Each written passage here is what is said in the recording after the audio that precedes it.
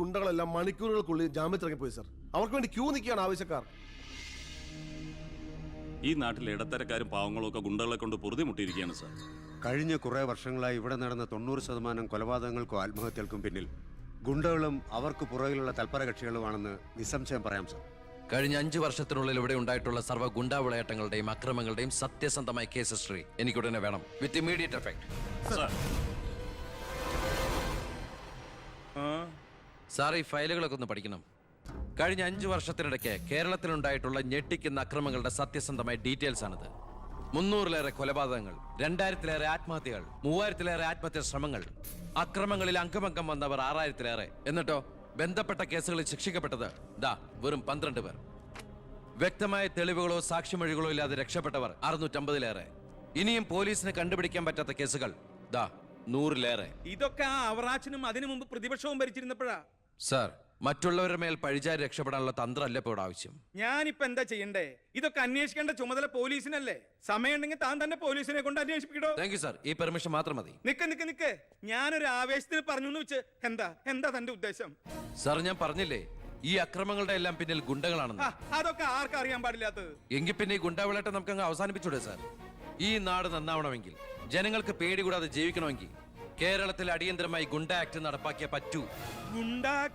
അതെ സാർ, നമ്മുടെ അയൽ സംസ്ഥാനത്തെ മുഖ്യമന്ത്രി ആക്ട് നടപ്പാക്കിയില്ലേ? എടോ, അവരൊരു സ്ത്രീയാ, അവർക്ക് എന്തു ആകാം. അവരെ തൊട്ടാൽ പീഡനം, സ്ത്രീ പീഡനം. എന്നെ തട്ടിയാ എന്റെ കുടുംബത്തിന് പോയി. സാർ, സാറിന് ഒരു പോറൽ പോലും സംഭവിക്കില്ല.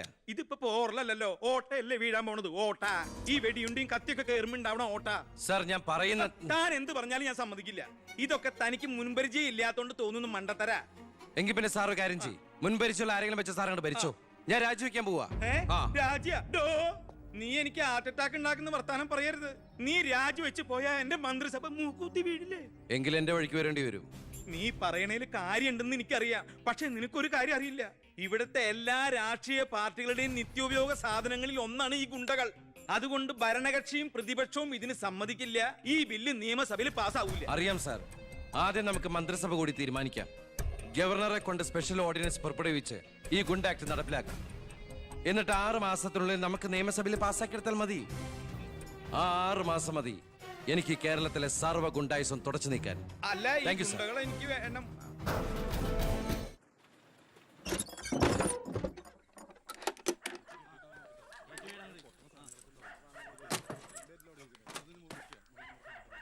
ഇതാ ചാവി. എന്നാ ഞങ്ങൾ ഇറങ്ങട്ടെ. ഓ, ആയിക്കോട്ടെ. ഈ നാട്ടിലേക്ക് വരുമ്പോ മനസ്സ് നിറയെ സന്തോഷായിരുന്നു. ഇപ്പൊ ഇവിടുന്ന് പോകുമ്പോ എന്റെ നെഞ്ചു നീറുക. എന്റെ മോൾക്ക് വന്ന മഹാഭാഗ്യം ഞാനായിട്ട് തട്ടിത്തെറിപ്പിച്ചല്ലോ എന്നോർക്കുമ്പോ ഇന്നിപ്പോ മഹാറാണിയെ പോലെ കഴിയേണ്ട നീ 100 വട്ടം ശപിച്ചിട്ടുണ്ടാവില്ലേ ഈ അമ്മേ? ഇല്ല അമ്മേ, അർഹിക്കാത്തത് ആഗ്രഹിക്കരുതെന്ന് കുഞ്ഞുനാളോട്ട് എന്റെ അമ്മയല്ലേ എന്നെ പഠിപ്പിച്ചത്. അമ്മ കേറ്.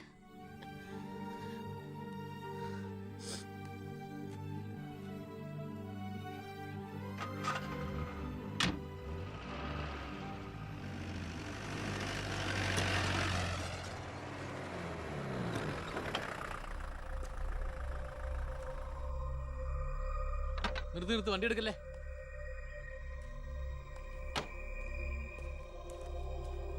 എന്താ പെട്ടെന്ന് ഇങ്ങനെ ഒരു തീരുമാനം? സ്കൂളിൽ ടെമ്പററി പോസ്റ്റ് ആയിരുന്നല്ലോ, അത് കഴിഞ്ഞു. ഇനിയിപ്പോ ആരാള്ള ഇവിടെ? ഞങ്ങൾ പോവാൻ നാട്ടിലേക്ക്. ഞാൻ ആ പഴയ പോസ്റ്റ് പെർമനന്റ് ആക്കി തന്നാലോ? വേണ്ട, എനിക്ക് പേടി എവിടെ ജീവിക്കാൻ. അവിടെ ചെന്ന് 10 കുട്ടികൾക്ക് ട്യൂഷൻ എടുത്തിട്ടാണെങ്കിലും ഞങ്ങൾ ജീവിച്ചോളാം. ഞാൻ അതല്ല ഉദ്ദേശിച്ചേ. അന്ന് ദേവികമ്മ ചോദിച്ച ചോദ്യങ്ങൾക്കൊന്നും എനിക്ക് മറുപടി പറയാൻ കഴിഞ്ഞില്ല. കാരണം പറയത്തക്ക പണിയൊന്നും ഉണ്ടായിരുന്നില്ലല്ലോ.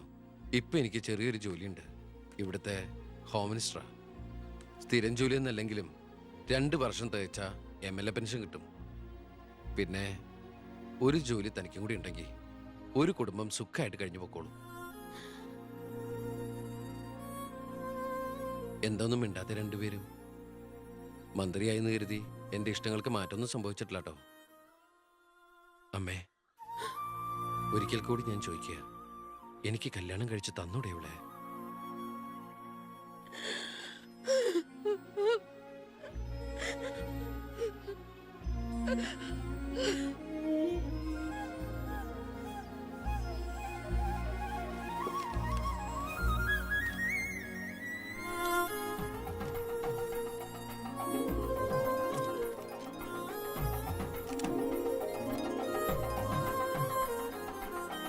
ആരാ സാക്ഷികൾ? ഒരു സാക്ഷിയുണ്ടേ, ഒന്ന് മറക്കേ സാറേ. ജോസഫ് വർക്കി, കുണ്ടാലി തെക്കേതിൽ, ചിറ്റാരിക്കര. ഈ ധന്യ മുഹൂർത്തത്തിന് സാക്ഷിയാകാൻ ഒരവസരം എനിക്ക് തരണം. ദാ ഇവിടെ. അങ്ങോട്ട് മാറി നിൽക്കണോ? മാറിയിക്കാൻ പറഞ്ഞപ്പോ ഓക്കെ. തട്ടിപ്പും വെട്ടിപ്പും ഒക്കെ നിർത്തി ഇനിയുള്ള കാലം ഒരു നല്ല മനുഷ്യനായിട്ട് ജീവിക്കണമെന്നാണ് എൻ്റെ ആഗ്രഹം. നല്ലതാ. മന്ത്രിയോടൊപ്പം നടന്നില്ലെങ്കിൽ വീട്ടിലും നാട്ടിലും ഒരു പട്ടിയുടെ വില പോലും എനിക്ക് കിട്ടില്ല. എന്നെ കൈവെടിയരുത്. ഞാനൊന്ന് ആലോചിക്കട്ടെ. എന്താ ഈ പത്രക്കാരും പോലീസുകാരും കാണിക്കുന്നത്? മന്ത്രി വൈഫ് ഒന്ന് പുറത്തേക്ക് ഇറങ്ങിക്കോട്ടെ. ഇന്നത്തെ കൊരകന്റെ പൂമാല കിട്ടിയ പോലെ തിരക്ക് ഉണ്ടാക്കണ എന്താന്നാ ഞാൻ ഉദ്ദേശിച്ചത്.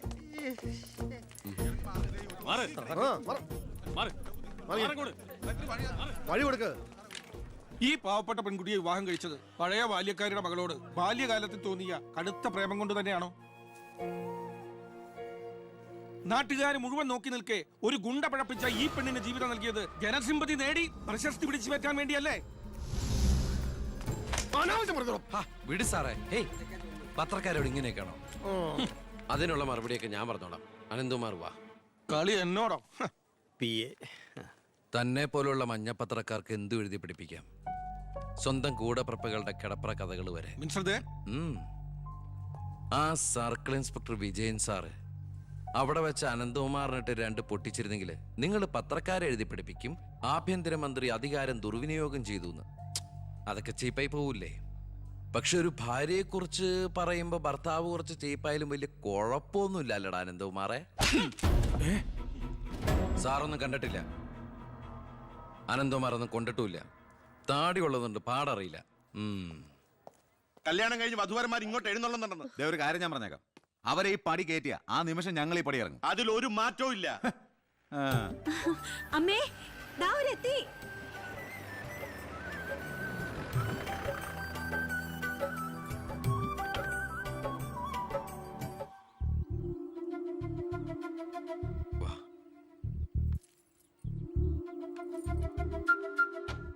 IAS IPS കയറി വന്ന ഈ വീട്ടിലേക്ക് ഇവിടുത്തെ വാലിക്കാരിയുടെ മോളെ കെട്ടിക്കൊണ്ട് കയറി വരാൻ നാണമില്ലേടാ നിനക്ക്?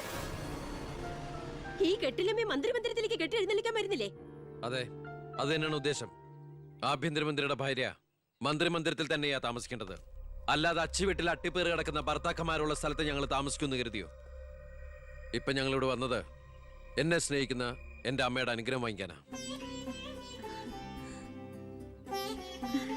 വാ മോളെ, വലതുകാല് വെച്ച് ഐശ്വര്യമായിട്ട് കയറി വാ. ആ പടി ഔട്ടി പോരുത്.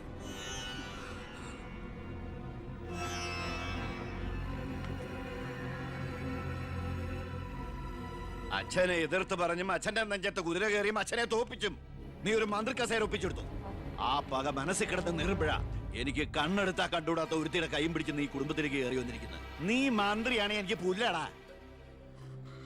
അച്ഛൻ ചവിട്ടി പുറത്താക്കി ഇന്ന് പത്രക്കാരെ കൊണ്ട് എഴുതിക്കാണ്ട് ഇറങ്ങി പോടാ. നിങ്ങൾ എന്തൊക്കെയായി പറയുന്നേ? നീ മിണ്ടി പോരുത്. അമ്മേ, ഇതൊക്കെ പ്രതീക്ഷിച്ചുകൊണ്ട് തന്നെയാ ഞാൻ എവിടെയും കൂട്ടി ഇങ്ങോട്ട് വന്നത്. അമ്മയുടെ നിറഞ്ഞ കണ്ണുകൾ കാണുമ്പോൾ എനിക്കറിയാം എൻ്റെ അമ്മ നിറഞ്ഞ മനസ്സോടെ ഞങ്ങളെ സ്വീകരിച്ചു എന്ന്. അനുഗ്രഹം ഉണ്ടാവണം, അത് മാത്രം മതി.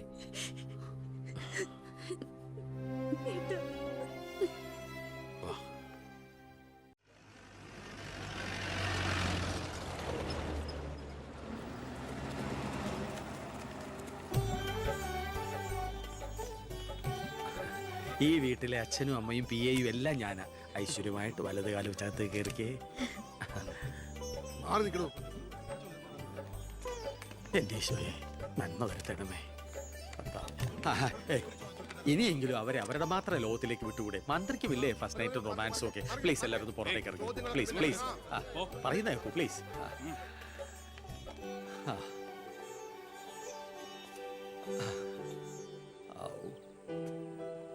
ജോസഫേട്ടാ, മന്ത്രി എങ്ങോട്ടാ ഹണിമൂണിന് പോകുന്നത്? ഹണിമൂൺ?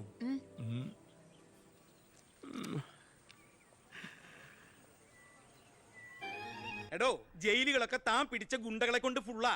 3 സെൻട്രൽ ജയിലുകളിലും ഹൗസ്ഫുൾ ബോർഡ് എഴുതി തൂക്കിയിട്ടിരിക്കുക. ആ ഗുണ്ടകൾക്കൊക്കെ ഉണ്ട കൊടുക്കാൻ തന്റെ അച്ഛൻ കട്ടുണ്ടാക്കിയ കാശ് കൊണ്ടുവരോ? പോലീസ് ഇപ്പൊ അങ്ങോട്ട് ഓടുന്നു ഇങ്ങോട്ട് ഓടുന്നു. ഈ മൂത്രം ഒഴിച്ചിട്ടല്ല ജീപ്പ് ഓടുന്നത്, പെട്രോൾ ഒഴിച്ചിട്ടാ. കേരളം ഭരിക്കുന്ന CM ഇങ്ങനെ ഒരു കോമാളിയാ വരുന്നത്.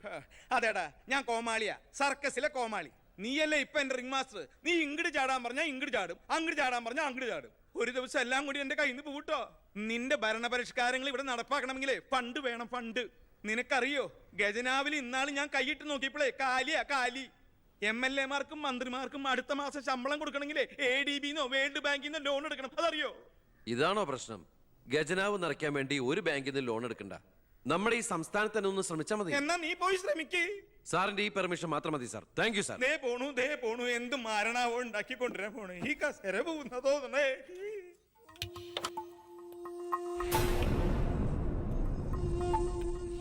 15 വർഷങ്ങൾക്ക് മുമ്പ് ഈ മന്ത്രി ദിവാകരന് ഇലക്ഷനിൽ മത്സരിക്കാൻ കെട്ടിവെക്കാനുള്ള പണം പോലും പാർട്ടിക്ക് സംഭാവന ചെയ്യുന്നു. പക്ഷെ ഇന്ന് അയാൾക്ക് കൊട്ടാര സദൃശമായ ബംഗ്ലാവുകളും മെട്രോ നഗരങ്ങളിലെ ഷോപ്പിംഗ് കോംപ്ലക്സുകളും അടക്കം കോടികളുടെ ആസ്തിയുണ്ട്. രാജൻ ജോസഫ് എന്ന പേരുള്ള ഒരാളുടെ പഞ്ചനക്ഷത്ര ഹോട്ടലുകളാണ് ഇതെല്ലാം, 9 എണ്ണം. ഇങ്ങനെ ഒരാൾ ഈ ഭൂമി മലയാളത്തിലില്ല എന്നുള്ളതാണ് സത്യം. ബിനാമി പേരിലും മറ്റ് അഡ്രസ്സുകളിലും നമ്മുടെ എക്സ് മിനിസ്റ്ററും മുൻ പാർട്ടി പ്രസിഡന്റും ഒക്കെ ആയിരുന്ന ഗോപാലകൃഷ്ണ പിള്ളയുടെ ഹോട്ടലുകളാണിതെല്ലാം.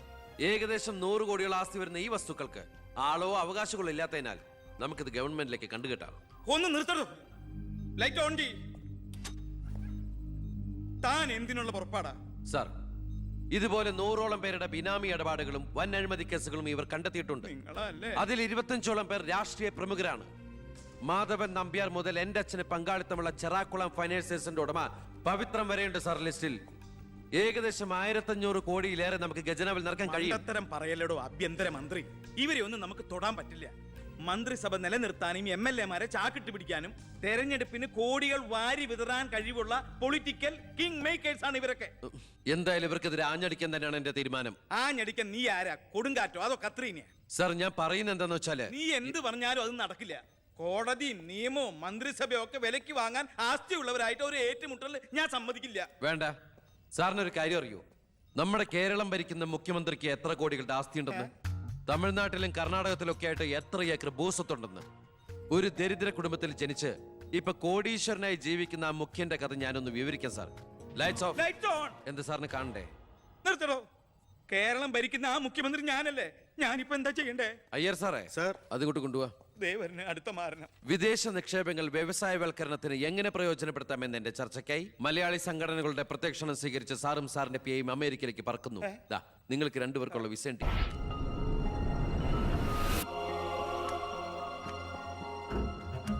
എന്തായി? അതിനകത്ത് കുറച്ചെങ്കിലും വെച്ചേക്കണേ.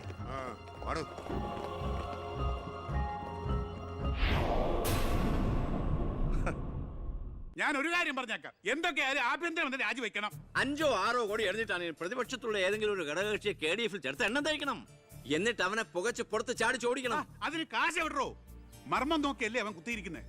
വിഷം മേടിക്കാൻ പോലും കാശില്ലാത്ത അവസ്ഥയാ. എല്ലാം തൂത്തുവാരി ഖജനാവ് നിറച്ചിരിക്കല്ലേ അവൻ. എന്റെ 10 കോടി രൂപയല്ലേ പോയത്. ആ ഗോപാലകൃഷ്ണനായിട്ട് സ്വത്ത് മുഴുവൻ കണ്ടുകെട്ടി. ഒന്ന് പതുക്കെ പറയടോ, പുറത്ത് കേട്ടാല് പിടിച്ചകത്താകും. കള്ളപ്പണമാ. അവനെ അങ്ങ് തട്ടിക്കളഞ്ഞാ പോരെ. അതിന് പറ്റിയ വാടക ഗുണ്ടകൾ പോലും ഇന്ന് കേരളത്തിലില്ല. എല്ലാത്തിനും പിടിച്ച് അകത്താക്കില്ലേ. ഇനി ഇപ്പൊ ആരെങ്കിലും പുറത്തുനിന്ന് ഇറക്കിയാൽ തന്നെ അവരെയും പിടിച്ച് അവന്റെ പോലീസ് വെടിവെച്ചു കൊല്ലും. ആ വഴിയൊന്നും അത്ര എളുപ്പമല്ല. അവന്റെ ചിഹ്നത്തിന്റെ സ്വഭാവ സിംഹത്തിന്റെ. കാട്ടിൽ ആനയുണ്ട്, പുലിയുണ്ട്, കഴുതുണ്ട്. പക്ഷെ ആരാ കാട്ടിലെ CM സിംഹം. അവൻ ആനയുടെ മഷിക്കും വരെ കയറിടിക്കും. അതൊന്നും നെറ്റിന്ന് മലയാളത്തിൽ പറഞ്ഞാൽ അയ്യ, അതൊക്കെ വിദ്യാഭ്യാസം ഇല്ലാത്ത ആൾക്കാർ പറഞ്ഞതാണ്. വിദ്യാഭ്യാസമുള്ളവർ പറയും മഷിക്കും. അമേരിക്കയിലേക്ക് ലൈൻ പോണു. CM-ന്റെ മൊബൈൽ റിംഗ് ചെയ്യുന്നുണ്ട്. Hello hello hello. എന്റെ മൊബൈലിൽ നിന്ന് വിളിക്കാം. ഞാൻ ഇന്നലെ കൂടി വിളിച്ചല്ലേ ഉള്ളൂ. പൊറ്റക്കുഴിയാണ്. ഹലോ, നിങ്ങൾ ക്യൂബിലാണ്? ഇല്ല, സത്യമായിട്ടില്ല. നിങ്ങൾ ക്യൂബിലാണ്. ദയവായി ഒരാഴ്ച കഴിഞ്ഞ് വിളിക്കുക. ശരിയാ, ക്ഷമിക്കണം. നമ്മൾ ക്യൂവിലാണ്, ഒരാഴ്ച കഴിഞ്ഞ് വിളിക്കാൻ.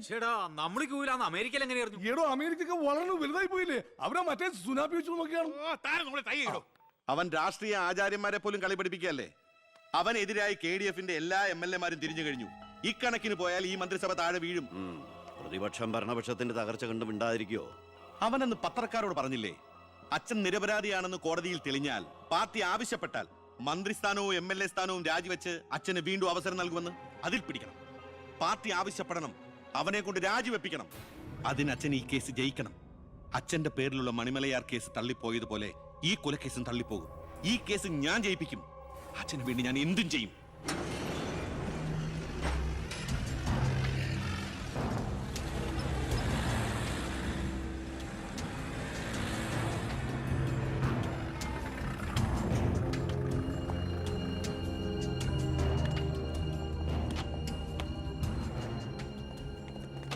സാർ, ഇന്ന് രാവിലെയാണ് സംഭവം നടന്നത്. രാഷ്ട്രീയ വാക്കുതർക്കം മൂത്ത് സഹതടവുകാരൻ വെട്ടൂർ ശിവനെ കുത്തിക്കൊല്ലുകയായിരുന്നു സാർ. കൂർത്ത കമ്പി ഉപയോഗിച്ചാണ് പ്രതി കൃത്യം നടത്തിയത്. പ്രതിയെ കോടതിയിലേക്ക് കൊണ്ടുപോയിട്ടുണ്ട് സാർ.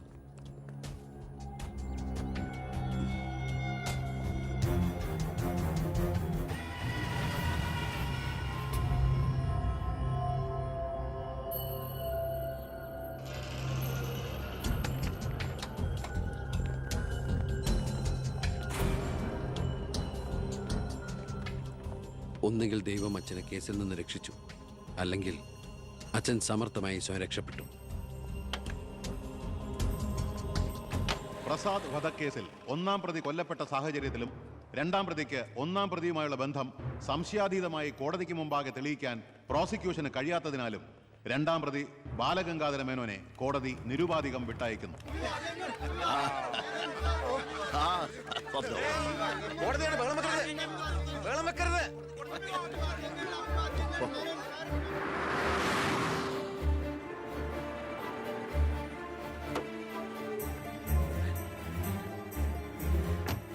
ലക്ഷ്മി, ലക്ഷ്മി, അറിഞ്ഞോ നീ? ഞാൻ കേസ് ജയിച്ചടി. ഞാൻ നിരപരാധിയാണെന്ന് കോടതിക്ക് ബോധ്യായി. പത്രക്കാരുടെയും TV-ക്കാരുടെയും മുമ്പിൽ വെച്ച് നിന്റെ പുന്നാരമോൻ വീരവാദം മുഴക്കിയതല്ലേ ഞാൻ നിരപരാധിയാണെന്ന് തെളിഞ്ഞാൽ എനിക്ക് വേണ്ടി മന്ത്രിസ്ഥാനം രാജിവെച്ച് ഒഴിഞ്ഞോളാമെന്ന്. നീ ചെന്ന് പറയടി അവനോട് രാജിവെക്കാൻ. നിങ്ങൾക്ക് എന്താ ഭ്രാന്ത് പിടിച്ചോ? ഭ്രാന്തായിരുന്നടി, അധികാരം കയ്യില്ലാത്തന്റെ ഭ്രാന്ത്. എനിക്ക് അറിയാൻ പാടില്ലാണ്ട് ചോദിക്കുക, നിങ്ങൾക്ക് ഇതുവരെ മന്ത്രിയായി കൊതി തീർന്നില്ലേ? ഇല്ല, എന്റെ ഏറ്റവും വലിയ ലഹരിയാ അധികാരം, മന്ത്രിസ്ഥാനം. മനസ്സിലാവില്ല നിനക്കൊന്നും. എനിക്ക് മന്ത്രിയായിട്ട് തന്നെ ജീവിക്കണം, മന്ത്രി കസേരയിൽ ഇരുന്ന് തന്നെ മരിക്കണം. നിനക്കറിയോ, അധികാരം നഷ്ടപ്പെട്ടത് മുതൽ മനസമാധാനത്തോടെ ഞാൻ ഉറങ്ങിയിട്ടില്ല. വീണ്ടും മന്ത്രിയാകുക എന്നുള്ള എന്റെ ഒരു വാശിയാടി. നീ അവനോട് വാക്ക് പാലിക്കാൻ പറയടി. ഇതൊക്കെ നേരിട്ട് ചെന്ന് പറഞ്ഞാ മതി. എന്താ നിനക്ക് പറഞ്ഞ? എന്നെ കൊണ്ട് പറ്റില്ല, അത്ര തന്നെ. ഓ, മന്ത്രിസ്ഥാനം പോയതോടെ നിനക്കും എന്നെ വേണ്ടതായില്ലേ? എന്നെ അനുസരിക്കാൻ കഴിയില്ലെങ്കിൽ പൊയ്ക്കോ ആഭ്യന്തരമന്ത്രിയുടെ വീട്ടിലേക്ക്. ബാക്കിയുള്ള ജീവിതം മോന്റെ കൂടെ തന്നെ അവിടെ. എന്താ അച്ഛ ഇങ്ങനെ? അച്ഛനൊഴികെ ഈ നാട്ടിലെല്ലാവരും വാനോളം പുകഴ്ത്ത ഏട്ടന് ഇങ്ങനൊരു മന്ത്രിയെ കിട്ടിയതിൽ അഭിമാനിക്കുക. മക്കൾ തങ്ങളെക്കാൾ വലുതാവണമെന്ന് എല്ലാ അച്ഛനമ്മമാരുടെ ആഗ്രഹം. പക്ഷെ അച്ഛൻ അസൂയ. മകൻ തന്നേക്കാൾ വലുതാവുന്നുള്ള എന്റെ അസൂയ.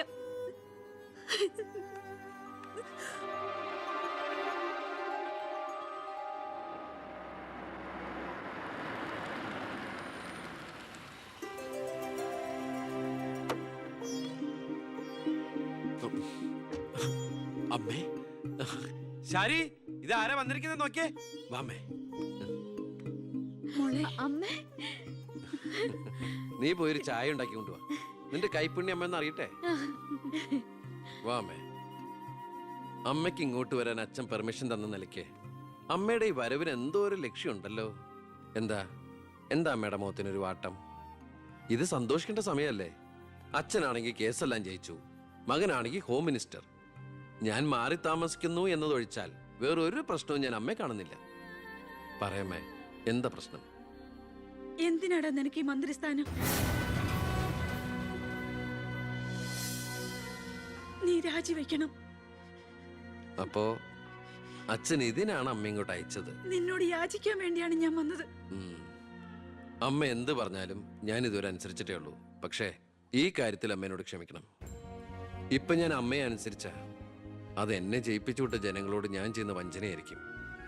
അത് തന്നെയല്ല, തുടങ്ങി വെച്ച ഒരുപാട് കാര്യങ്ങൾ എനിക്ക് പൂർത്തീകരിക്കാനുണ്ട്. അതുകൊണ്ട് തൽക്കാലം എനിക്ക് രാജിവെക്കാൻ നിർവാഹമില്ലെന്ന് അമ്മ ചെന്ന് അച്ഛനെ പറഞ്ഞ് മനസ്സിലാക്കണം. കുടുംബ ബന്ധങ്ങൾ മറന്ന് നീ മന്ത്രിയായിട്ടിരുന്ന നാട് നന്നാക്ക്. അച്ഛനും അമ്മയും നിനക്ക് വേണ്ടല്ലോ. അമ്മേ, ഞാൻ പറയുന്നത് നീ എന്നോട് മിണ്ടണ്ട.